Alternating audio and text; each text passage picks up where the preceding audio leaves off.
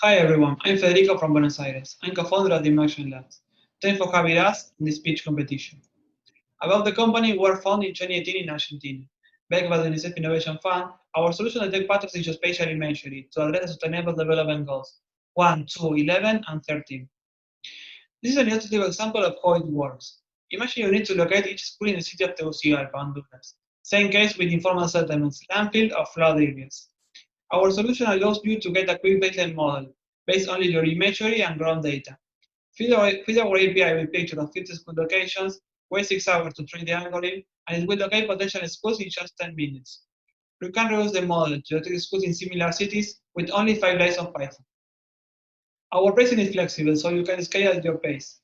Each package also contains storage and dedicated data scientist support. It includes free credits when you sign up at app.dymactionlabs.com/try. We believe to track the SDGs, we require to analyze the big picture. Let me show you an example of the impact of drought in Argentina. The outcome was lower yields in plant farmers production, decrease in corn and soybean yields that caused a 1% decrease in GDP, and a big rise in the exchange rate. This situation impacted less resources for informal settlements of grading and climate change-related policies. Let me show you some projects we made to track these kind of scenarios. We mapped informal settlements in 6 cities of the region in Argentina: Peru, Paraguay, Uruguay, Honduras, and Guatemala. Partnered with the UNICEF Innovation Fund, development banks, and NGOs, we released the code of the methodology as open source and the maps and datasets as open data. We mapped soybean, corn, and wheat in the whole agricultural area of Argentina, about 30 million hectares. We work in this project with different agricultural companies in the region, like Bayer Crop Science. We believe that the links between poverty and crop yields cannot be fully understood without reliable estimate of crop area and yields. The last project I want to show you is about the link between deforestation and settlement creation. In this case, we partnered with the Inter-American Development Bank and a drone company in Brazil to track deforestation in the Amazonas to predict the formation for vulnerable areas. The outcome was an informal settlement growth prediction map based on deforestation patterns. For the next years, we plan to go deeper in our solutions related to crop monitoring and informal settlement tracking. In particular, we are planning to add algorithms related to this field to our API, like field border delineation for agriculture.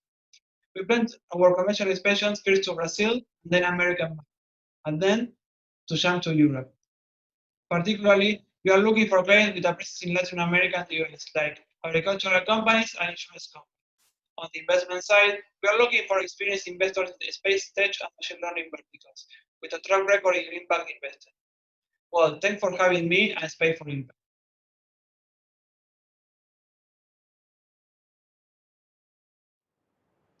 Thank you so much, Federico from Dymaxion. And we have one question from the jury.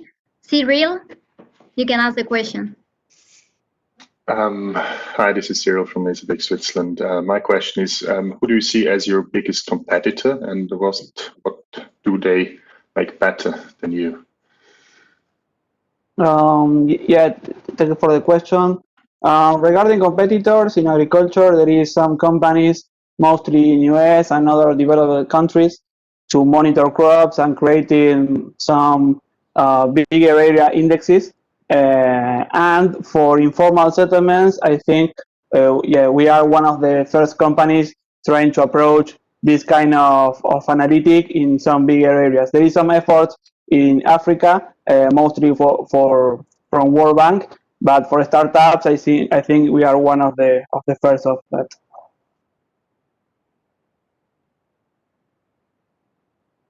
Thank you, Federico. Do we have any other question from the jury or from the audience? I don't think. Alessandra. Hi, Federico. Thanks for your presentation. Alessandra here from EPFL Tech4Impact. I'm just wondering, what are the actual applications of the data that your different customers can have? Is it more, have you seen more research-based, or is it to develop any additional programs from it? Yeah, great question. Regarding the informal settlements mapping, our clients, we have different clients. For example, telcos, for example, insurance companies, and development banks. The development banks support government to, for example, targeted transfers of money to people living there, so they need up-to-date data. And from telcos and insurance companies, Okay, the growth of these kind of areas regarding the intersection with the city and yeah, the growth of per-urban areas. They need analytics to measure, for example, the public services demand. Thanks. Very clear. Thank you so much, Federico.